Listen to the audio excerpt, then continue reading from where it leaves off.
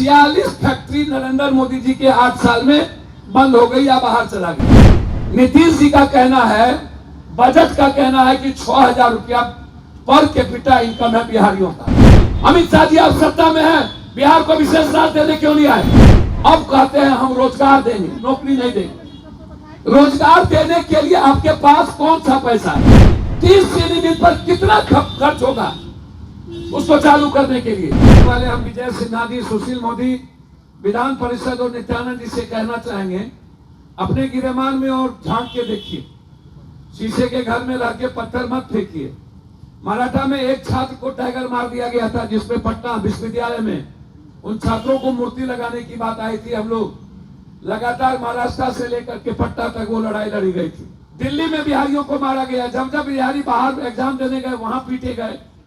हम जब भी किसी एग्जामिनेशन के लिए बाहर गए, कंपटीशन के एग्जामिनेशन के लिए, वहां भी हमको भगाया गया। सवाल ये नहीं उठता, हम इतिहास में नहीं जाएंगे, बिहार का क्या इतिहास फलना, हम प्रेजेंट में जीना चाहेंगे। और वर्तमान क्या कहता है? वर्तमान कहता है कि जब इसी देश का गुजरात या अन्य लोग आप तरक्की कर रहे हो, बिहार की स्थिति ऐसा क्यों? हम विधान परिषद और विधानसभा के दोनों नेता को याद दिलाएंगे कि 17 साल नीतीश जी की सरकार में आप भी थे, डबल इंजन की सरकार थी। पहले तो आप ये जानिए, पूरे भारत में लगभग 46 फैक्ट्री नरेंद्र मोदी जी के 8 साल में बंद हो गई या बाहर चला गया। चीन से जितनी फैक्ट्री निकली पूरी दुनिया में गया, वियतनाम गया, भारत में एक भी फैक्ट्री चीन की नहीं लगी। हमारा इकोनॉमिकल स्थिति आप समझिए। अभी 50 रुपया जो फिर से सिलेंडर का दाम बढ़ा, ये किसके लिए बढ़ा? ये सिलेंडर का दाम जो LIC और SBI के द्वारा लगातार अदानी जी का जो शेयर मार्केट कम हो रहा है, ये सिलेंडर का पैसा किसके पास है? आप उठा के देखिए डायरेक्ट। इस देश पर बीजेपी बोझ किस कारण से डाल रही है, ये इसको समझिए। और आप इसको ऐसे समझिए, बार बार विशेष राज्य और विशेष पैकेज की बात होती है। और इसके पहले नीतीश कुमार जी जब सरकार में आए बीजेपी के साथ, तो उन्होंने कहा था कि 1,32,00,000 लगभग बिहारी पलायन करता है, जिसमें सीमांचल, मिथिलांचल और कोसी, इसमें 60% और 40% में रेस्ट बिहार। ये लगभग इतने बिहारी जाते हैं बाहर साल में। उस वक्त जब हम लोग संकल्प लिए थे कि नहीं जाना है बाहर, तो फिर हम लोग पैसा के लोभ के कारण हम बिहार के गरीब को नहीं बोलेंगे। उनको लगता है कि यहाँ पर हमारे पास कुछ नहीं है, तो हमारा रास्ता क्या है? नीतीश जी का कहना है, बजट का कहना है कि 6,000 रुपया पर कैपिटा इनकम है बिहारियों का। क्या कोई नेता, पदाधिकारी, माफियाओं का बेटा 6,000 में जिंदगी जी लेगा? मेरा पहला सवाल है। क्या 6,000 में हमारे कोई पत्रकार खा लेंगे, जी लेंगे?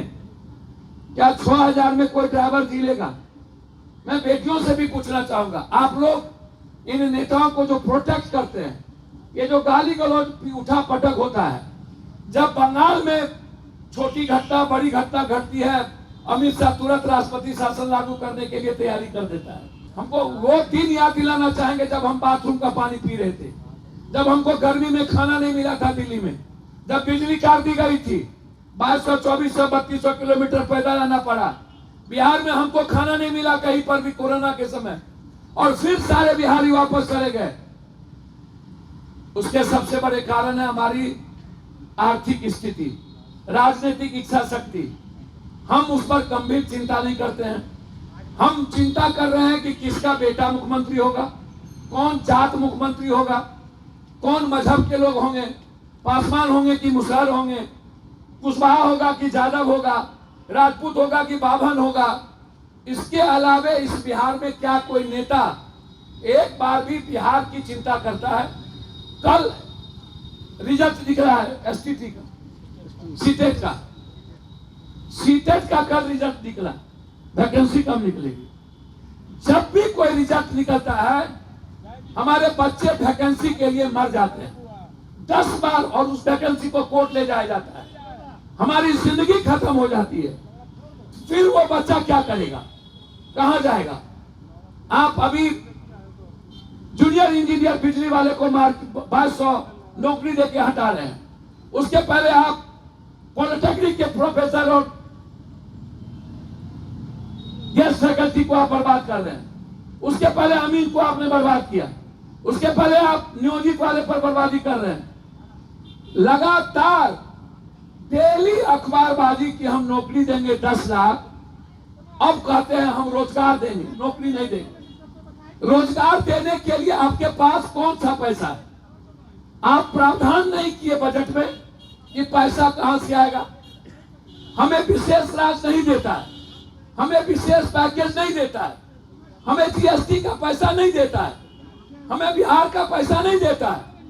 हम 2.5 लाख करोड़ रुपया बिहार से देते हैं, हमको 300-400 करोड़ का भी काम बिहार में केंद्र नहीं देती है।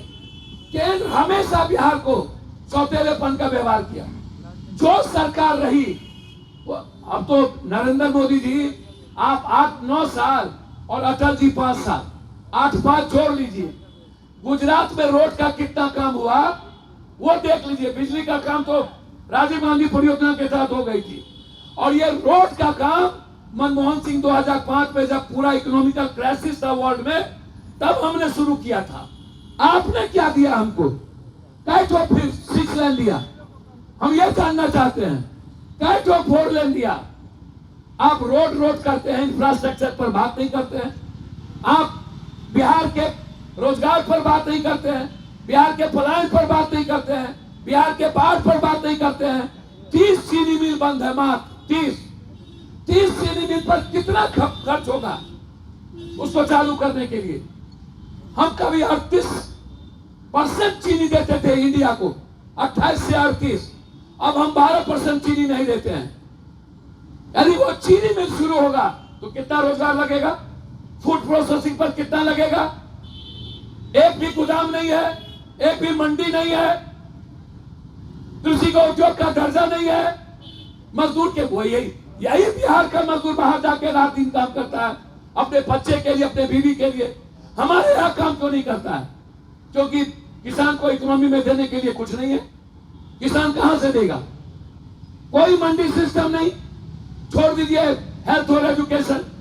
हेल्थ और एजुकेशन के बारे में तो कुछ कहना ही बेकार है, बात ही करना बेकार है।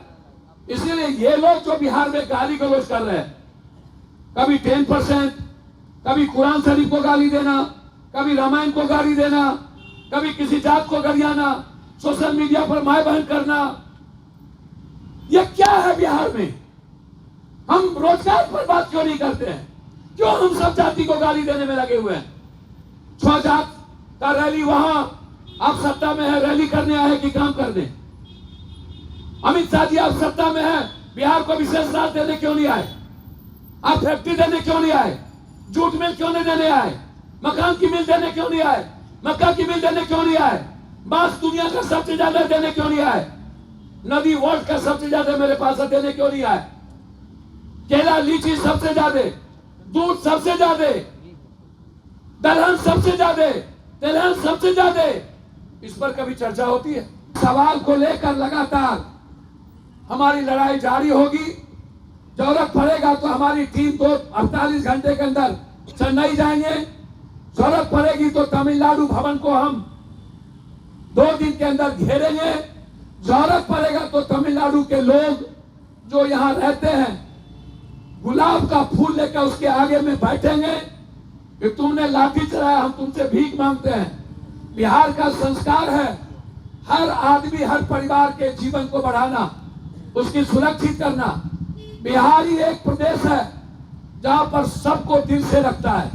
इसीलिए जन अधिकार पार्टी आज पूरे देश की आंखों को, नजरों को खोलना चाहती है कि हमें सेव करो, सेव बिहारी।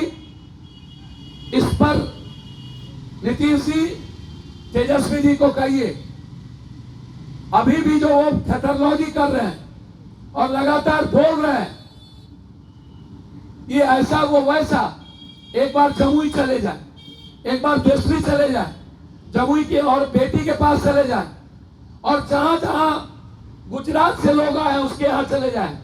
आप वहां टीम भेजने के पहले बिहार में जो तमिलनाडु से लौट के लोग आए उससे पूछिए, और ऑन रिकॉर्ड आप भारत को बताइए और वहां के मुख्यमंत्री को भेजिए क्या क्या हुआ। हमारी पीड़ा, हमारी दर्द कि मुख्यमंत्री तमिलनाडु को शेयर करिए।